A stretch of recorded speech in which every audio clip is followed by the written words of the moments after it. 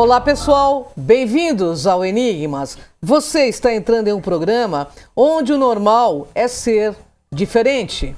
O normal é ser paranormal. Tudo bem com você? Tudo bem, Cris? Tudo bem, Kátia Gaia? Eu estou uma honra ótima. Estar aqui toda quarta-feira, né, Kátia Gaia? Isso mesmo, às 14 horas ao vivo e com um convidado diferente. E o tema de hoje eu sei que você estava esperando, porque vale muito a pena. Olha só, a Operação Prato, ela tem 40 anos.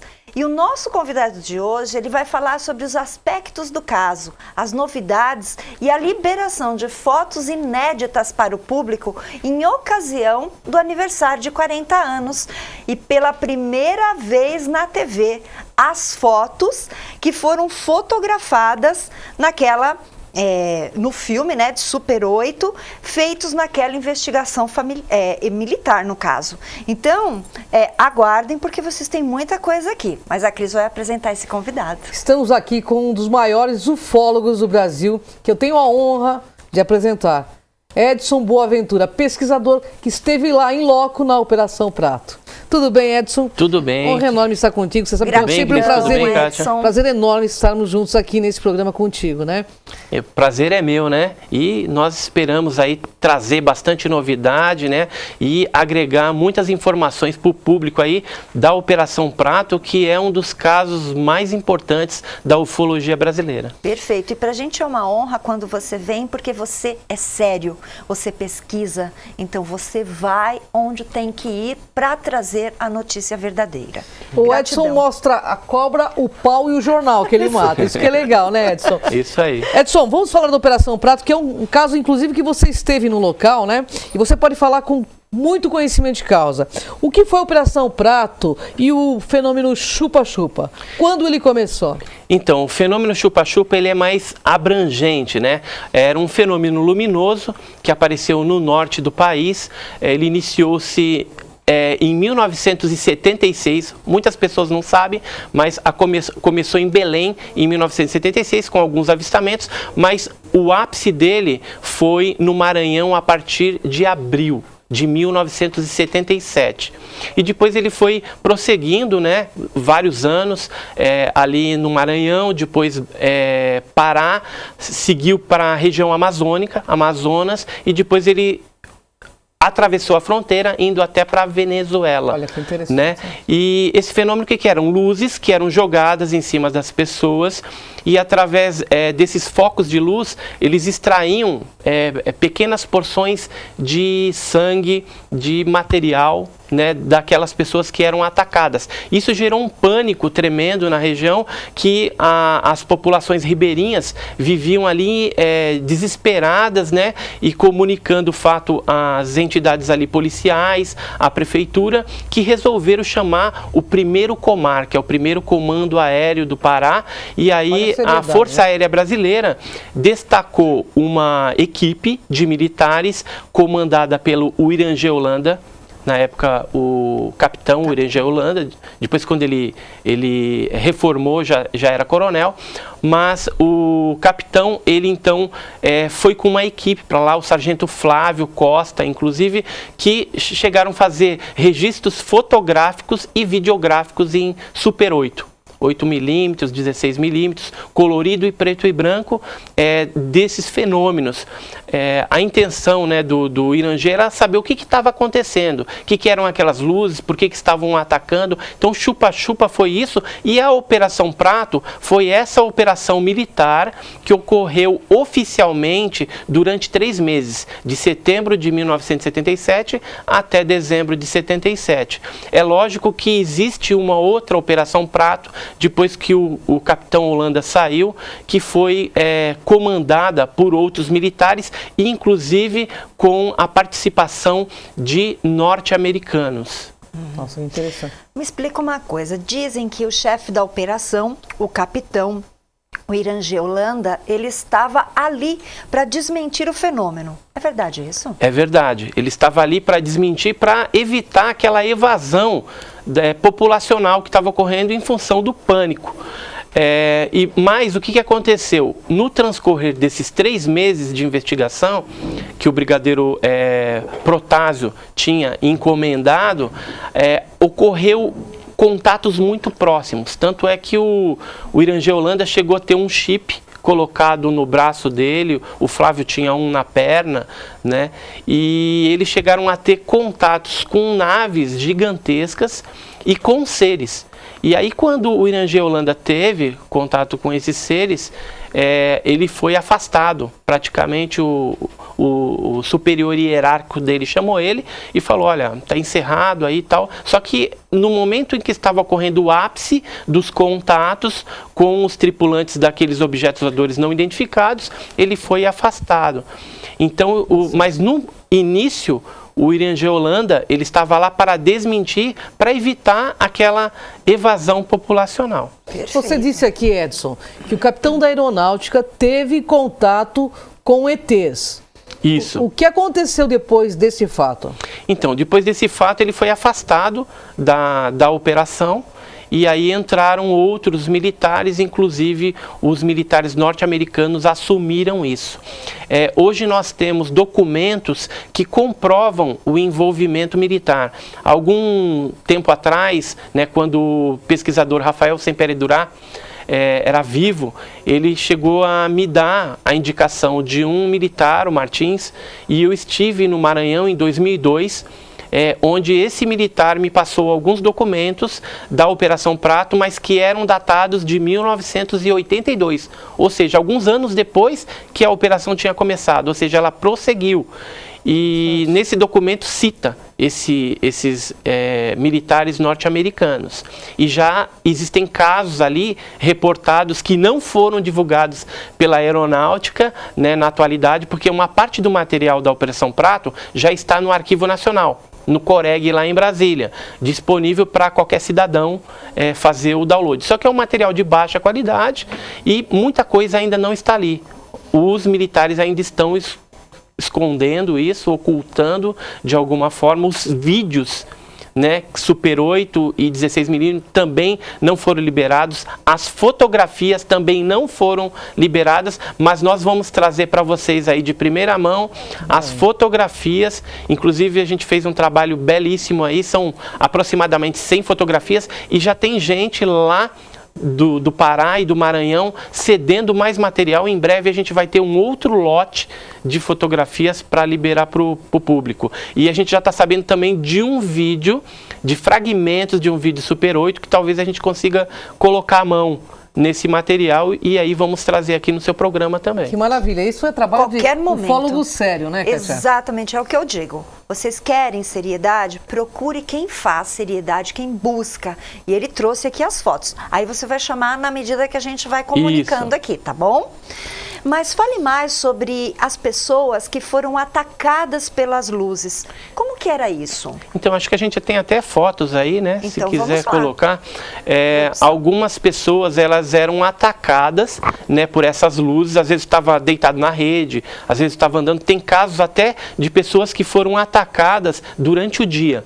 Aí uma testemunha, a Aurora Fernandes, ela foi atacada por esse chupa-chupa, por esse foco. Uma coisa que poucas pessoas sabem é que quando elas eram atacadas, geralmente no local ficava como se fossem agulhadas profundas e depois a pele descamava nesse local, né? E por aí eram extraídas substâncias, né, que a gente acredita sangue, talvez, para algum tipo de pesquisa que esses objetos e os tripulantes, né, desses objetos estavam fazendo na região. E uma coisa que poucas pessoas sabem, eu tive conversando recentemente com o Daniel Rebisso, que fez o livro Vampiros Extraterrestres na Amazônia, que conta esse caso aí da Operação Prato, lá nos primórdios. O livro é de 1991. E o Daniel Rebisso, comentando sobre o fato, uma coisa que se fala lá é que era jogado o foco dos objetos e dentro desse foco luminoso saiu uma bolinha pequena, como se fosse uma esfera, e essa esfera é que tocava o seio das mulheres, né, a parte superior do seio, e ocorria essas incisões. E no caso dos homens é uma coisa também bem curiosa, que geralmente as queimaduras não eram no seio, e sim no pescoço. Que interessante, ou hein? no braço, né? Que a gente tem alguns casos do Maranhão em que as pessoas sofreram queimaduras nos braços, embaixo aqui das axilas também. Então é uma coisa, uma evidência física que foi pesquisada na época pelo pessoal ali da vigilância sanitária, né? Hospitais não tinha naquela época, eram mais alguns postos, né? Então o pessoal atendeu várias pessoas que, quando chegava com essas marcas, geralmente vinham com sintomas de náuseas, vômito, dores de cabeça, elas ficavam meia molinha durante um tempo. Então foi um fenômeno assim que causou muito pânico por conta desse aspecto, né, de ataques. As pessoas tinham muito medo, né, Edson? Tinha muito medo. E não sabia exatamente de onde estava vindo, né? Totalmente, Exatamente, era uma coisa aleatório, totalmente insólita, algo misterioso, mesmo que até os dias de hoje permanece um mistério, né? Nós já sabemos, né, que se trata de um fenômeno extraterrestre, né? Um fenômeno de fora mesmo, não foi nada aqui da Terra. E o interessante é que o fenômeno persiste até os dias atuais. Região de Colares, Benevides, volta e meia, Mosqueiro, né? Ilha do Mosqueiro, aparece o fenômeno, esses fenômenos luminosos. Fala-se muito mesmo. Edson, né? depois de 40 anos do caso, fotografias e filmes Super 8, né, foram divulgados pela Força Aérea ao público, né? Você chegou a ver alguma filmagem? Então, olha, a Força Aérea, ela liberou um relatório que é Xerox, né? Uma cópia. O que ela faz? O Condabra tem esse material original, com as fotografias, né, inclusive fotos dos fotogramas, só que ela tirou uma cópia, passou para o SENDOC, que é um departamento deles, e o SENDOC fez cópia da cópia e passou para o Arquivo Nacional. O Arquivo Nacional recebeu esse material e não deveria nem ter recebido, porque ele tem que guardar lá o material original. Claro. Né? Então, não dá para ler, é uma porcaria esse material que a Força Aérea liberou, mas dá para a gente ter uma ideia. Tem algumas bem ruinzinho, né? Fotos ruins aqui, né, que é Xerox. Então, a título de pesquisa, de estudo, não serve de nada.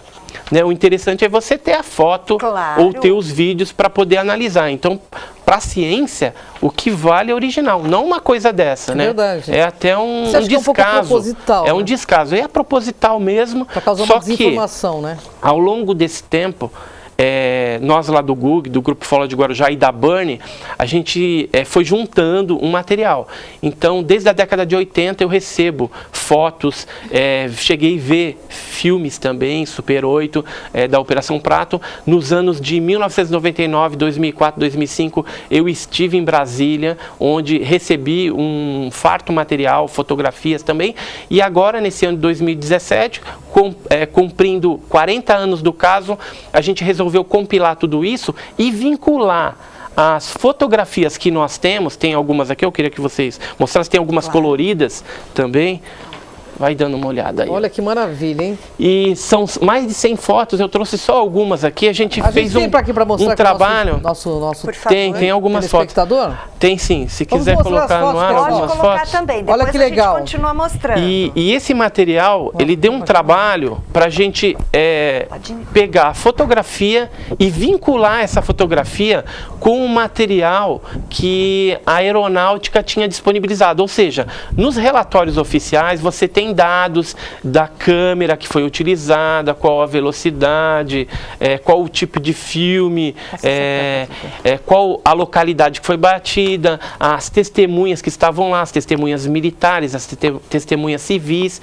Então a gente teve o primor de fazer também esse material para disponibilizar ao público, colocando esses dados quando a gente tinha esses dados. Então, no final, a gente tem a clara percepção de que a aeronáutica está escondendo, porque a quantidade de material que nós tínhamos é maior do que eles foram liberando, que eles foram fornecendo. Então tem outros relatórios de 1979, de 80, de 81, 82 que ainda não foram liberados e eu acredito que talvez nem sejam liberados, né? Mas é algo proposital para que nós não venhamos a conhecer na totalidade o que que aconteceu De fato, naqueles né? anos nessa Operação Prato, que inclusive mudou de nome, tá? Hoje já estão se falando que é a Operação Carajás. Ela já mudou de nome. Eu tenho uma pergunta para fazer, se você fazer a tua, porque Sim, o Edson claro. esteve lá, você esteve lá. Isso, estive lá. Você teve alguma experiência diferente lá, Edson? Conta pra gente. Então, quando eu estive lá em 2012 no Maranhão, fazendo um trabalho até pelo Banco do Brasil e tal, quando eu estava indo para Loreto, eu cheguei a ver um objeto desse na estrada. A gente estava indo num daqueles pau de arara, né? E aí eu vi um objeto parecendo um diamante azul do lado esquerdo. E aí eu chamei a atenção das pessoas ali, todo mundo ficou olhando aquele negócio. E aí ele foi sumindo atrás de uns coqueirinhos, assim, que tem lá na região, uma vegetação de alagadiço. E aí o negócio depois foi se afastando. Assim, de fenômeno que eu vi com os próprios olhos, foi esse. Em Santana também, em Macapá, eu cheguei a ver pousos que são bem parecidos com os pousos da Operação Prato. E entrevistei várias pessoas lá, inclusive ganhei um desenho onde um senhor tinha visto, a nave tinha visto ser, e ele fez o desenho em 1977, era até um papel amarelecido, ele acabou me dando esse desenho que ele tinha feito. Como né, eram na os época. seres? Explica pra gente, né? Como Então, eram? geralmente eram seres baixinhos, né, com capacete, são descritos com capacete, é tipo aquele tipo alfa.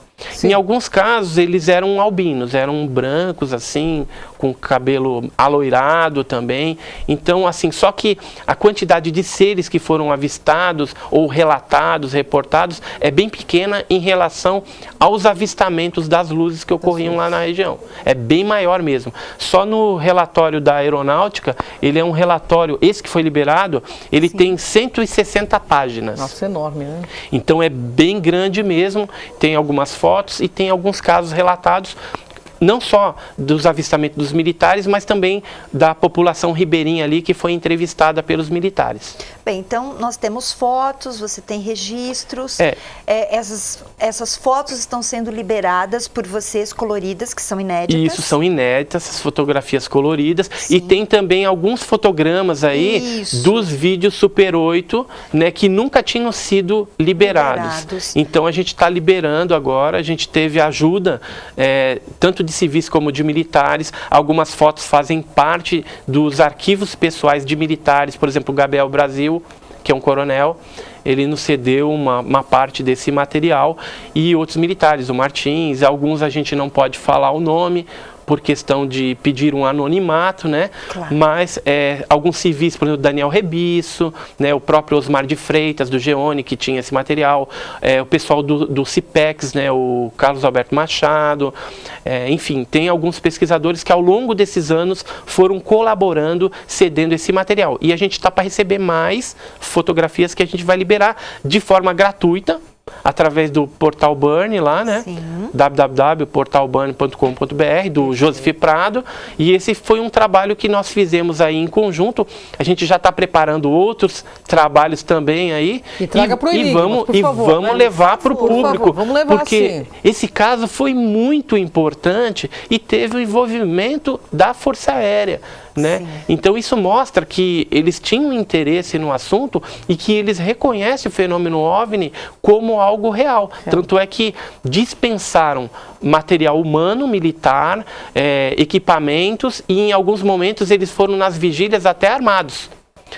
E para quem não sabe também, o SNI, hoje a ABIN, né, Agência Brasileira de Informação, naquela época a SNI, eles chegaram a investigar e participar de vigílias em conjuntas. O Jorge Bessa, que é meu amigo, escreveu um livro agora sobre também a Operação Prato e outras coisas. Ele conta de experiências quando ele estava dentro do SNI, ele é um agente do SNI, e ele conta que participou lá junto com o Irangê, com o Sargento Flávio e mais alguns colegas do SNI, vendo toda essa fenomenologia lá no norte do nosso país. E que bom que está vindo à tona, cada vez Ótimo, mais. a verdade que vem a verdade, né? Que vem a grande revelação. Edson, qual a importância da Operação Prato para a ufologia brasileira? Então, a importância dela é de suma importância. Eu acho que ela só acaba perdendo um pouquinho para a noite oficial dos OVNIs, que aconteceu no dia 19 de maio de 86, porque nós tivemos radarização, foi aqui em São Paulo, caças né? Mirage, em São Paulo, São José dos Campos, Rio de Janeiro, né? E que nós tivemos caças Mirage F5 perseguindo esses OVNIs e tivemos a radarização, o monitoramento desses objetos que tinham velocidades incríveis, né? Mas a Operação Prato, ela tem a sua importância porque foi uma das primeiras, assim, investidas militares do primeiro comando aéreo lá no Pará, onde a gente teve aí ataque de pessoas, né? Então isso daí era uma coisa que estava de repente atentando contra a segurança nacional. Claro. Então acho que por isso que até envolveu o SNI na época, eles queriam saber, o pessoal da inteligência queria saber o que estava acontecendo, claro, se era algum armamento russo, se era alguma invasão, se era alguma coisa que estava acontecendo de alguma outra potência vindo e querendo invadir através da Amazônia, né, da região amazônica ali, sim, o nosso país. Mas no fim das contas, eles viram com os próprios olhos, testemunharam, fotografaram, filmaram um fenômeno extraterrestre. Maravilha. O fenômeno, ele prosseguiu, né, na década de 80. Então, existem documentos que o envolvimento americano aconteceu, por isso que eles se envolveram, até com receio que fosse de outro país, alguma coisa nesse sentido, de ataques nesse aspecto? Eu creio o seguinte, existem documentação farta na ufologia que comprovam que o governo brasileiro tem um acordo com o governo americano, onde ele fornece tudo que diz respeito a casos ufológicos mais importantes, por exemplo, se a gente pegar Varginha, né, e outros também do passado, em 1957, em 1900, por exemplo, o caso lá da explosão de Ubatuba teve já uma interação, em 1968, por aí, eles já trocavam algumas figurinhas. O caso mesmo de maio de 86, e o que aconteceu? No caso de 77, né, 78, 79 e década de 80, o governo brasileiro chamou aí os militares norte-americanos para investigarem isso. Tanto é que depois a gente teve alguns investigadores civis de outros países aqui pesquisando o fenômeno chupa-chupa. Por exemplo, o Jacques Vallée teve aqui, sim, o Bob Pratt, que escreveu inclusive um livro. Então, esses pesquisadores, a gente acha até que eles tinham aí o patrocínio do governo norte-americano, claro, para sondar e receber alguma coisa. Tanto é que o Jacques Vallée, se você for ver, hoje ele é o quê? Consultor da NASA, né? Ele está lá na NASA. Ele também faz parte do Bigelow lá, do Aerospace, né? Bigelow Aerospace, que está envolvido com essas coisas. Então, eles podem ter até vindo aqui por uma curiosidade particular, mas eu acho difícil. Deve ter alguma coisa a mais por trás de tudo isso, né? Cris, você me dá licença, porque olha, eles estão pedindo para que a gente diga que daqui a pouco, a partir das 15 horas na TV Grande ABC, mais informações sobre a crise política em Brasília. E aqui nos estúdios, a Amanda e o Luciano Luiz, direto de Brasília, estão Leandro Amaral, o Marcos Savoy, com as últimas atualizações direto da capital federal. Então fique com a gente aqui da TV Grande ABC, esse seu canal regional, porque virão notícias, porque eles estão lá já. Então, Edson, a gente praticamente está nos nossos momentos finais e onde obteremos mais informações, né, sobre o caso. Tem artigos no portal Burn? Tem alguns artigos lá sobre a Operação Prato, inclusive sobre o início dela, né, que ocorreu no Maranhão. Né? E tem também todo o desdobramento. O interessante de falar é que ela foi seguindo, né? E eu já comentei isso, e depois ela ultrapassou a fronteira e na Venezuela a gente tem alguns outros casos ocorrendo. O fenômeno da Operação Prato, ele não parou.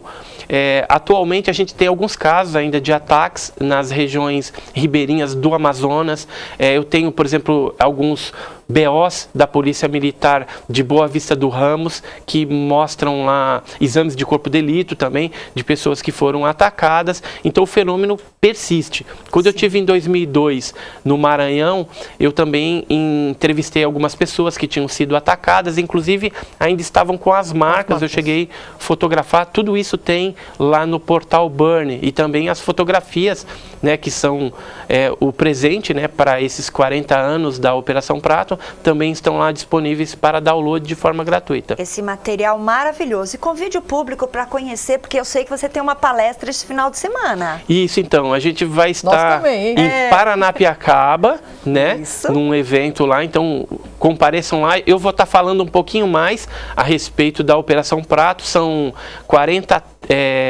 telas, né, de PowerPoint, que a gente vai estar apresentando, muita novidade, muita coisa, que o programa aqui é curto, né? Então não dá pra gente mostrar tudo, mas vocês vão lá que vocês vão saber um pouco mais a respeito da Operação Prato. É na biblioteca que nós estaremos, nós estaremos né? também A ufologia, né? Na biblioteca, falando aí dos livros de Zacarias Itzen, né? Fazendo uma analogia do retorno dos deuses, dos Anunnakis. Então estejam conosco, vai ser muito legal se você puder estar lá. Kátia estará comigo, Dia Edson estará no domingo, né? E Isso, no 28. domingo o Joseph Prado também, da Burn, vai estar lá palestrando também. Ele sempre está junto comigo agora. A gente está fazendo também um trabalho em conjunto da investigação da explosão de um objeto Ubatuba. Então, numa outra oportunidade, a gente pode vir Por favor, aqui falar vocês no programa. Vocês não são convidados, vocês pedem, Vocês nós já são acatamos. remidos aqui da casa, por Porque favor. é um caso muito legal esse que aconteceu no litoral, e a gente tem os fragmentos e analisamos na USP. Já temos 2 análises e estamos indo para a 3ª análise. Edson Boaventura volta, viu, pessoal? Então, sábado nós estaremos às 13 horas em Paranapiacaba, Edson Boaventura também. Você pode ver direitinho lá na programação de Paranapiacaba, Convenção de Magos e Bruxos, mas a ufologia está inserida neste evento. Aí você tem toda a programação, tá bom? Bom, pessoal, no Enigmas é assim, espiritualidade é cultura. Cultura espiritualiza. Gratidão, Gratidão, Edson, honra enorme estar contigo, que você venha sempre, traga-nos sempre novidades, porque a gente tem que saber da verdade. É verdade. Mas a gente tem que saber da verdade com gente séria, porque senão acabam não te contando a verdade, né, Edson? Exatamente. E vamos para a ciência, vamos para as comprovações e não suposições. Exatamente, temos que comprovar, já que o fenômeno ele é tão insólito assim, né? E algumas respostas eu acredito que dentro de pouco tempo a gente já vai ter na mão. É isso aí. Que assim Que seja. assim seja. Não acredite, pesquise. Isso mesmo. Saiba que é. Gratidão, Edson. Gratidão. Até o próximo Enigmas. Vem com a gente. Tchau. Muito bom.